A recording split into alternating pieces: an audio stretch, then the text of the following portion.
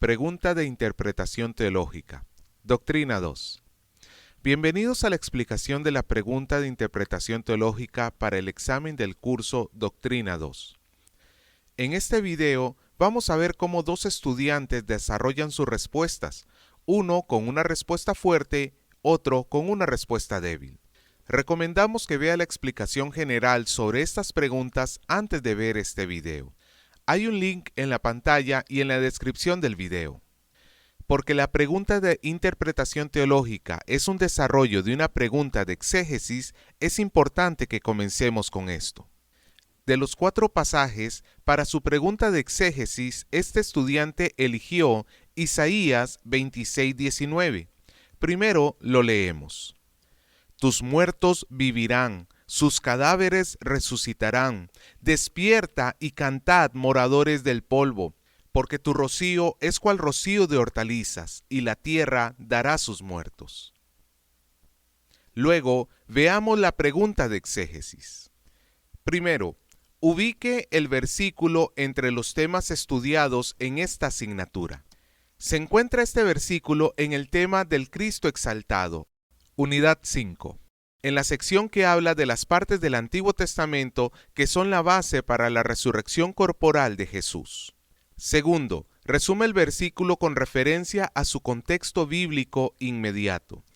Después de la disciplina, la victoria de Dios da la paz a su pueblo, pero no la salvación. Sin embargo, porque Dios promete una nueva vida después de la muerte, su pueblo debe esconderse antes de la llegada de su juicio. Versículos 12 al 21. Tercero, explique por qué el versículo es importante para esta asignatura. Las unidades anteriores establecen la necesidad de la muerte a causa del pecado. Unidad 2. Y cómo Jesús lidia con el pecado por su muerte como el siervo de Isaías. Unidad 3 y 4. Aunque promete la resurrección física, en el pasaje de Isaías el tema es ambiguo, unidad 5. Pero en el Nuevo Testamento, Romanos promete que recibiremos una resurrección física como la de Jesús, unidad 7, y que es muy importante para la fe cristiana, unidad 8. Ahora tenemos ejemplos de cómo dos estudiantes desarrollaron esta pregunta de exégesis para responder a la pregunta de interpretación teológica. Primero, la respuesta fuerte. Primero, decir cuál versículo ha elegido de las preguntas de exégesis. Isaías 26:19. Segundo, describe el contexto bíblico inmediato en este versículo. Isaías 26, versículos del 12 al 21. Como siempre, solo es necesario copiar esta información de la pregunta de exégesis, para que el evaluador sepa cuál de los 4 pasajes va a preferir del resto de las tareas. Tercero, en 15 palabras o menos, describe el mensaje principal considerando el contexto bíblico inmediato. Este estudiante escribió: a pesar del sufrimiento, el juicio divino viene, trayendo la vida resucitada para su pueblo. Esta respuesta es excelente porque es breve y refleja bien el versículo en su contexto.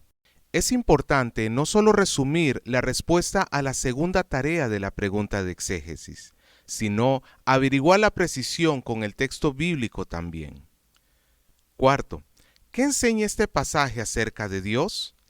La imagen central de Dios en el pasaje es su papel como juez imparcial y directo.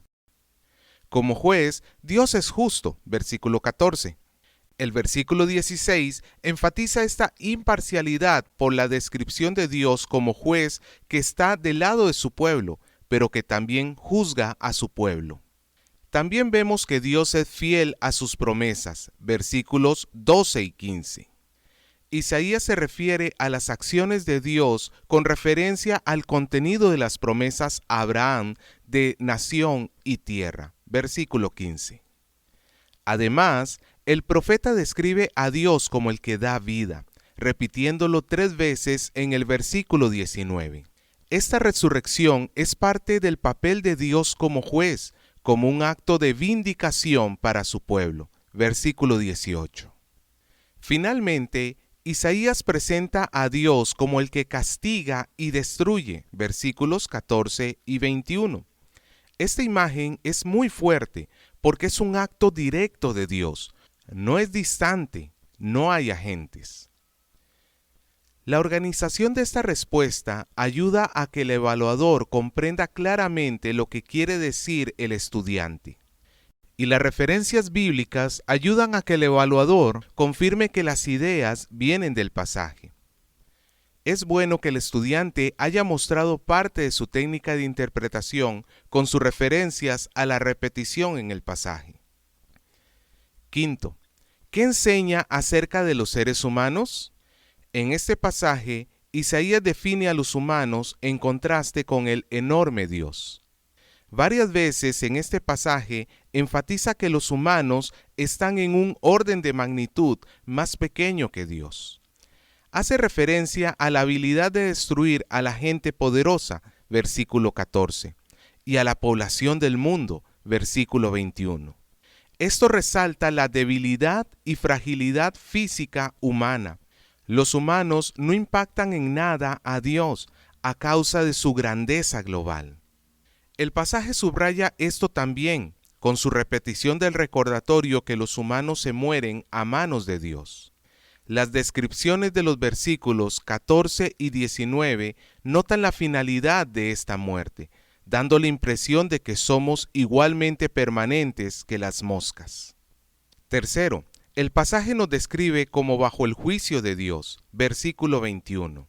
Lo hace en una manera que deja en claro que estamos sin remedio a causa de la grandeza de Dios y su juicio inexorable. Esta respuesta equilibra la necesidad de notar las descripciones de Dios sin perder su enfoque en el tema de esta tarea de los seres humanos. Sería fácil usar demasiado espacio en la descripción de Dios, en vez de lo que implica para los seres humanos. Además, lo hizo de una manera que mantiene el tono del pasaje, y no correr a ideas abstractas sobre humanos siendo finitos y Dios infinito. Sexto, ¿cómo se relaciona este pasaje con Jesús? Veamos lo que escribió el estudiante acá. La resurrección prometida en Isaías 26 resalta la autoridad cósmica de Jesús. Dado que Jesús es el Israel verdadero, necesitamos decir que la resurrección prometida en Isaías 26 se cumple en su resurrección. Como el siervo, después de su muerte, Jesús resucitó con gloria. Isaías 53. Pablo describe esto en Efesios 1 cuando dice que Jesús tiene toda autoridad sobre todo principado y autoridad a causa de su resurrección. Y su resurrección le da autoridad, como vemos en las prédicas de Hechos. Además, la resurrección de Jesús es la base para nuestra resurrección. Por eso, Pablo dice que la resurrección es central para la fe cristiana. Primera a los Corintios. Como siempre, la coherencia entre la respuesta a esta tarea con la pregunta de exégesis marca el intento como excelente. También vemos una declaración clara al principio. El estudiante pudiera haber descrito cómo la muerte expiatoria de Jesús es la razón para nuestra resurrección, pero al hacer esto, hablaría sobre nosotros, no de Jesús. Séptimo, ¿cómo se aplica este pasaje al no creyente? El pasaje describe cómo Dios juzgará el mundo a causa de su pecado. Versículo 21. Esto nos recuerda que la justicia de Dios requiere satisfacción, que es necesario el castigo por el pecado. Pero también el pasaje promete que Dios va a dar vida, versículo 19. Vemos el cumplimiento de esta promesa en Romanos 6:4. En este pasaje, Pablo muestra que en la resurrección de Jesús tenemos nueva vida también. Es verdad que la idea de Dios castigando el pecado con la muerte no es muy popular actualmente, pero no debemos olvidar que Dios nos ofrece nueva vida en el perdón que encontramos en Jesús. Los positivos en esta respuesta son su enfoque en Cristo y su relación con lo que escribió en la pregunta de exégesis sobre la resurrección de Jesús. Como vemos, está bien usar otros pasajes en las preguntas de interpretación teológica. Esto es necesario si vamos a tener una interpretación verdaderamente bíblica. Octavo, ¿cómo se aplica este pasaje al creyente? El estudiante escribió: vemos en este pasaje que el sufrimiento actual no implica indiferencia por parte de Dios, ni que en el futuro resolverá las circunstancias. En los versículos 12 al 15, el profeta expresa su confianza que Dios obrará. Está la promesa de paz en el versículo 12 y el recordatorio de las promesas de Dios en el versículo 15. Para nosotros, sabemos que en el futuro, cuando Cristo regrese, Dios va a lidiar con el pecado, que va a juzgar al malo. Además, podemos ver que la promesa de la resurrección en el versículo 19 es más evidencia de la bondad y misericordia de Dios para nosotros. La evidencia concreta de esto es la resurrección primera de Jesús, el primogénito, cuya resurrección nos da nuestra resurrección espiritual, Efesios 2, y física, 1 Corintios 15. Podemos observar cómo esta respuesta subraya a Jesús como la base para recordar la preocupación que Dios tiene por nosotros, y que enfatiza bien las conexiones entre esto y el pasaje. Es fácil ver cómo la aplicación para nosotros, los creyentes, sale del pasaje de Isaías. Noveno, ¿cómo se aplica este pasaje a la iglesia como el cuerpo de Cristo? El mensaje que Dios se preocupa de darnos en los versículos 12 al 14 es la necesidad de ser parte de la proclamación regular en los cultos, porque es una perspectiva que podemos perder como individuos. En los cultos podemos enfocar las prédicas en la vida renovada individual, y esto es importante, pero sin el recordatorio de la preocupación de Dios por nosotros, es posible caer en la religión fría y legalista. En los versículos 19 al 21 vemos la promesa de la resurrección dirigida a la comunidad de los remanentes de Israel. Es un mensaje al grupo para animar su perseverancia. Esto nos demuestra que la perseverancia involucra a la comunidad de fe juntos. Para nosotros, involucra recordarnos sobre la resurrección de Jesús que nos da nuestra resurrección y que no esperamos en el Señor en vano porque ya hemos recibido nuestra resurrección espiritual. Otra vez, vemos el vínculo claro con el pasaje y que hace referencia a la vida común de la iglesia. Ahora vamos a ver una respuesta débil que usa la misma pregunta de exégesis en el pasaje. Las respuestas a las primeras dos tareas son las mismas porque vienen directamente de la pregunta de exégesis. Primero, decir cuál versículo ha elegido de las preguntas de exégesis. Isaías 26:19. Segundo, describe el contexto bíblico inmediato de este versículo. Isaías 26, del 12 al 21. Desde la tercera tarea vemos la diferencia de calidad. Tercero, en 15 palabras o menos describe el mensaje principal considerando el contexto bíblico inmediato. Vamos a resucitar de la muerte y ser bendecidos porque confiamos en Jesús. Aunque se refiere a la resurrección, no es un resumen del pasaje o su mensaje principal. Su referencia a Jesús deja en claro que es una interpretación. Pero antes de interpretar un pasaje, es crucial establecer lo que dice el pasaje en su contexto original a la audiencia original. Es importante restringirse a lo que pide la tarea y nada más. Cuarto, ¿qué enseña este pasaje acerca de Dios? El estudiante escribió para esta tarea. El pasaje deja muy en claro que Dios es el juez destructor del mal. En el versículo 14, Isaías celebra la destrucción total de los reyes del mundo descrito en el versículo anterior. Es una destrucción total porque usa la imagen de echarlos de los confines de la tierra. Luego, en el versículo 20, describe la necesidad de esconderse hasta que pase su indignación, antes de la fuerte imagen de un castigo terrible en el versículo 21. En resumen, Isaías quiere comunicar al mundo la fuerza terrible de Dios. Esto es importante actualmente, porque mucha gente imagina a Dios como distante y permisivo. Pero como vemos, lo contrario es la verdad. Aunque esta respuesta toma nota de varios versículos de Isaías, una lectura rápida de Isaías 26 del 12 al 21 revela que solo hizo una imagen parcial del Dios del pasaje. Cuando interpretamos un pasaje, es claro tomar en cuenta todo el pasaje, no solo partes. Quinto, ¿qué enseña acerca de los seres humanos? Isaías dice dos cosas en este pasaje sobre los humanos. Primero, que los humanos son pecadores y merecen el castigo de Dios, versículo 21.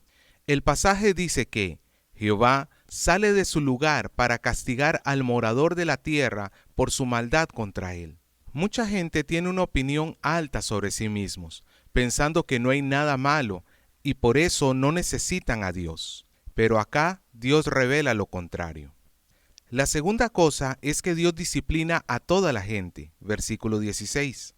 Nadie está lejos de la justicia de Dios, no importa su posición social o su bondad mundana.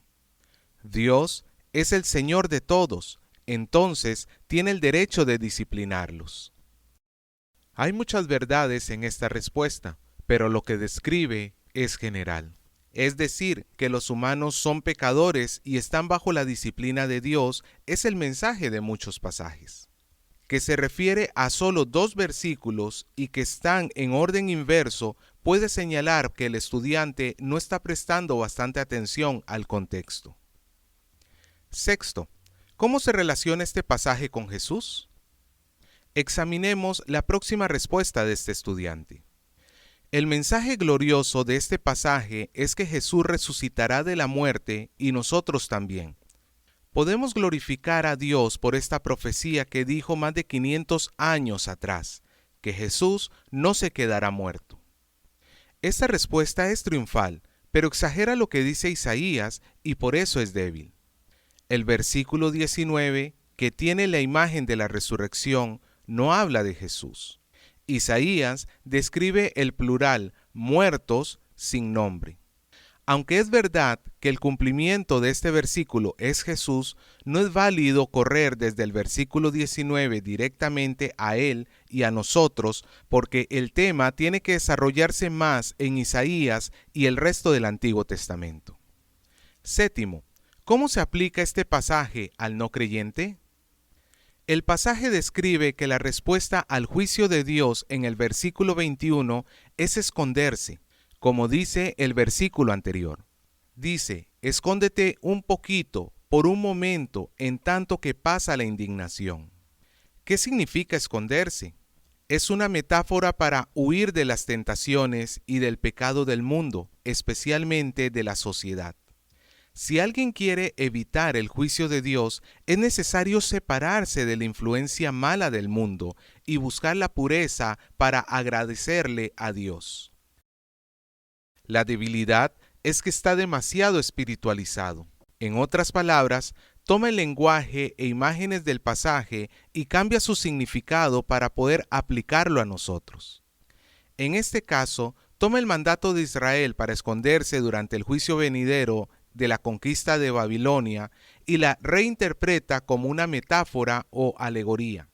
Hacer esto es ignorar a Jesús como la clave interpretativa y como resultado enseñar la salvación por las obras y no la gracia. Octavo, ¿cómo se aplica este pasaje al creyente? El estudiante escribió: para evitar el juicio venidero es necesario huir de la maldad de la sociedad, como dice el versículo 20. Es lo mismo para los cristianos. Dios no nos salva para que volvamos a ser licenciosos. Cada día los cristianos deben pensar en cómo la sociedad intenta influenciarlos, luego resistir esas tentaciones de ceder a ella. Puede ser el consumismo, Puede ser el sexo o en otras áreas de la vida. Un buen discípulo tiene que estar listo para quitar su ojo para evitar el infierno, como advierte Jesús. Otra vez, vemos una respuesta que no depende de Jesús. Es notable que no hay una referencia al versículo 19, otra vez, aunque es el enfoque de la pregunta. Parece que este estudiante se ha enfocado en una idea en el pasaje, y en vez de volver al texto para leer y pensar, corre con estas ideas. Noveno, ¿cómo se aplica este pasaje a la iglesia como el cuerpo de Cristo? Si nos dedicamos a Dios con toda nuestra fuerza, Dios promete engrandecer nuestra nación. Es el esfuerzo colectivo de todo el pueblo de Dios. Vemos esto en los versículos 13 al 15. Israel tenía que honrar a Dios a pesar de la presencia de otros señores. Versículo 13. La recompensa es la destrucción total de los enemigos de Dios. Versículo 14. Y la bendición sobre la nación. Versículo 15. 3 veces en este versículo 15, Isaías enfatiza el aumento de la tierra, indicando bendición para los fieles. Vemos otra vez los problemas con las respuestas anteriores de la ausencia de referencias, directas o indirectas, al versículo 19, y nada que indique una interpretación cristocéntrica. En esta parte final del video ponemos las respuestas fuertes y débiles juntas en la pantalla para que pueda comparar. Recuerde, en Moclan queremos ver su uso de la Biblia. Entonces, tanto que le sea posible, muestre el vínculo entre lo que dice usted y la Biblia. Cada pasaje tiene varias posibilidades. Entonces, una respuesta fuerte es una respuesta que muestre buen uso de la Biblia.